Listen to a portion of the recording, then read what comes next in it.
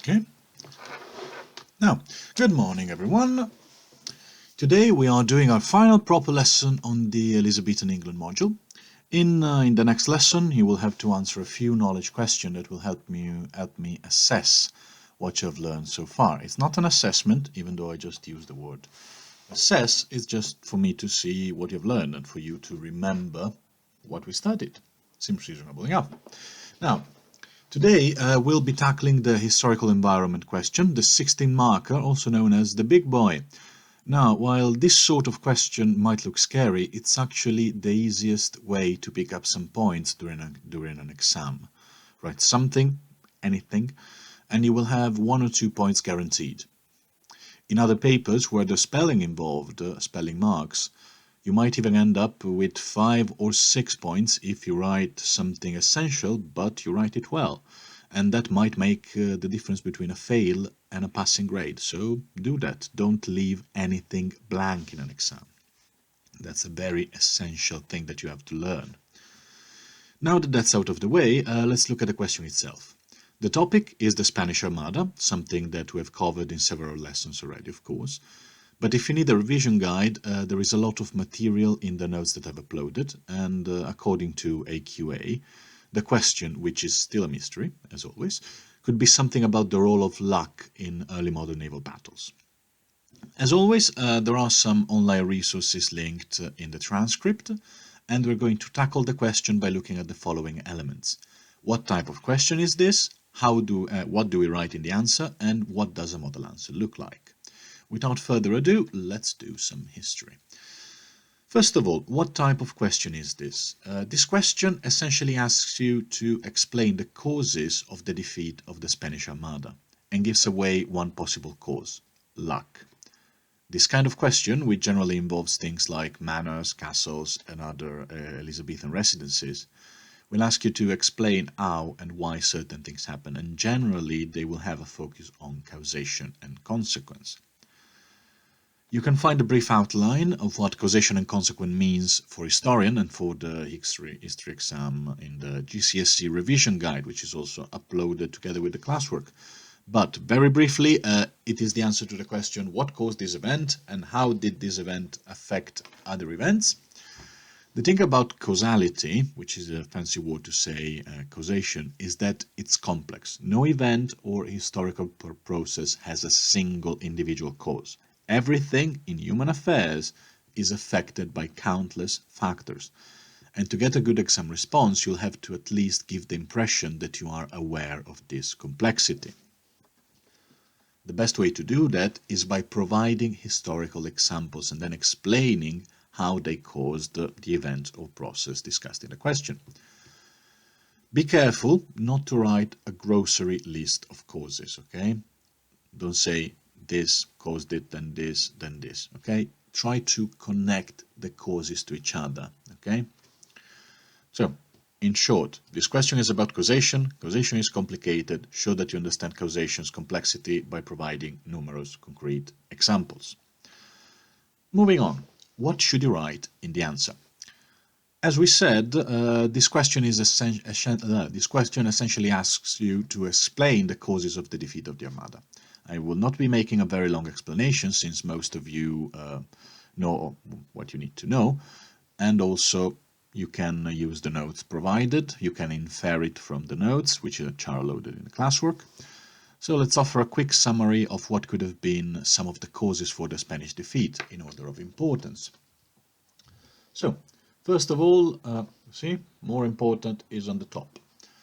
First of all, bad weather. Bad weather is what it's meant with luck, okay, are all the factors that are outside human control. Then we got poor planning and logistics, the connection between the Spanish army in the Netherlands and the fleet of Medina Sidonia. Leadership, the fact that Medina Sidonia was probably a nice person but not a very good commander, while the English were. Also good persons, but also better commanders. And finally, the fact that English ships were slightly better at this stage. So let's analyze them one by one. First of all, bad weather.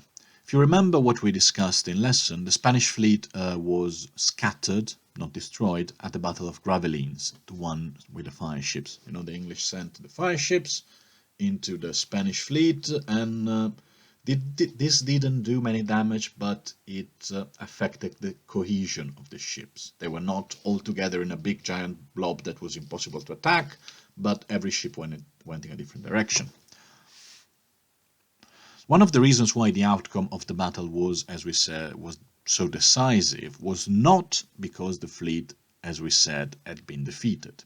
Most ships were still intact and operational, but because the wind was blowing against the direction the Spanish fleet needed to go. So they needed to go from Calais to Dover, cross the channel in this direction, but the wind was blowing in the other direction. We are in the age of sail, and in an oceanic battle you cannot really use oared or powered vessels like galleys like you would do in a close sea like the Mediterranean.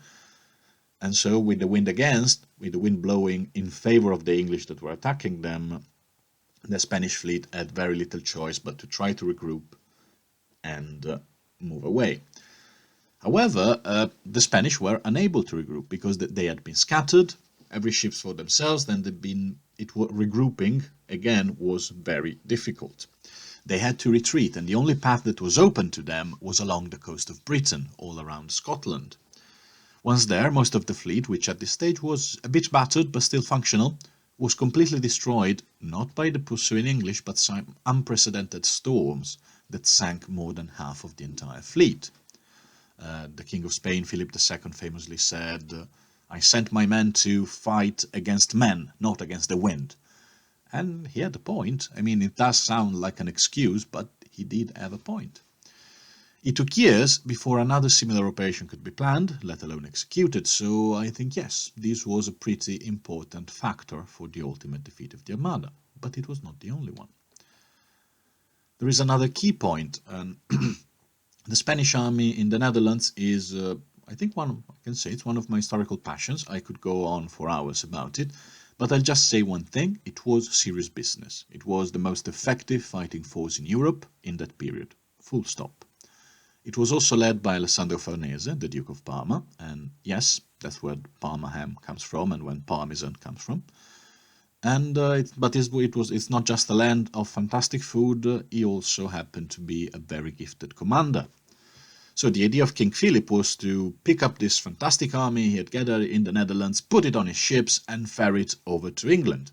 This is what the Armada was supposed to do, and those were the orders given to the Admiral of the Armada, Alonso Pérez de Guzmán y Sotomayor, 7th Duke of Medina Sidonia, or just shortened as Medina Sidonia. Now, transporting the army was to be his very first priority.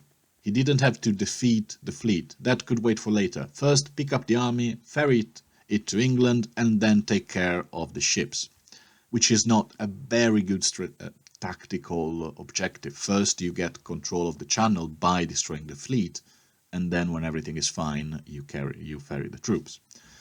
This is how general common sense will tell you to proceed in naval operations.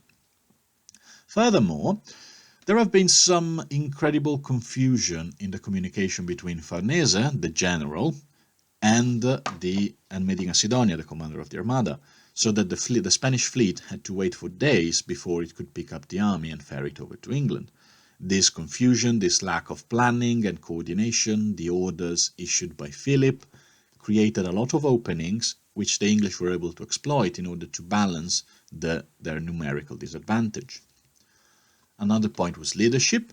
Alonso Pérez de Guzmán y Sotomayor, 7th Duke of Medina Sidonia, was a competent organizer, and really anyone who knows 16th century history well enough will realize how difficult organizing a fleet and putting it together was in the utter administrative chaos that was the Spanish Empire. And he did so good for him. However, he was not a good commander. He did not exploit his numerical strength or the weaknesses of his enemy. He just followed the orders very strictly and tended to be very cautious, tended to be on the defensive, even though he had the potential to go on the offensive and get rid of the English fleet. On the other hand, The English leadership was much more competent, and there were people like Hawkins and Drake who had long experience as naval commanders and were able to take the right decisions at the right moment. Of course, not everything Drake did helped.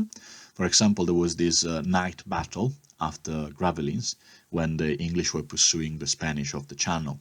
He saw the Spanish treasure ship, not a proper treasure ship, but the ship that contained the gold that was supposed to pay for the army. To capture it, he went off by himself with his ship, which was one of the command ships of the English Navy, and turned off the huge lantern that he had on his ships. Remember, it was at night. Since it was a command ship and the rest of the English fleet used it to understand where they were and what to do, as soon as the light went off, during the night, the English stopped pursuing because what happened to our commander? What's going on? Who's giving orders? What are the orders? And so this did not really help in ensuring a complete victory. But despite this, his boldness and aggressiveness against a very cautious and defensive enemy, who did not have his same experience in naval warfare, reduced the impact of the numerical disadvantage. So here we are looking at the factors, essentially, that are reducing the importance of the fact that the Spanish had 130 ships and the English had less than 60. How do we address this imbalance? One factor was luck, another factor was lack of communication and better leadership on the English side. Another factor, possibly not as important but still quite relevant, was naval technology. That's how the imbalance was completely readdressed. You might remember from the lesson on the English oceanic voyages that people like John Hawkins had designed new and more agile warships that relied more on firepower on broadsides than on the men on board. In the late Middle Ages, since antiquity actually, before the invention of gunpowder, naval battles were either ships ramming each other and sinking each other, or ships boarding each other, and the side with the better marines, with the better soldiers on board, would prevail. This was a change because these new ships relied more on firepower, more on keeping the distance and shooting at the enemy rather than closing in and trying to board them. And it was the beginning of a revolution in naval warfare, because now when we think of naval battles, we think of two ships just bombing each other from a distance with guns. This is when it starts being an important thing. Okay? Battles started to be decided by the firepower of the ships rather than by who had the best marines. While this development was still sort of in its infancy, was still at the beginning, the quality of the English ships that were designed to do just that, and the reliance on better guns which had standardized calibers. What are standardized calibers? It means that all the ships had the same kind of guns, so the caliber is the diameter of a gun, so they all had the same size. Why is that important?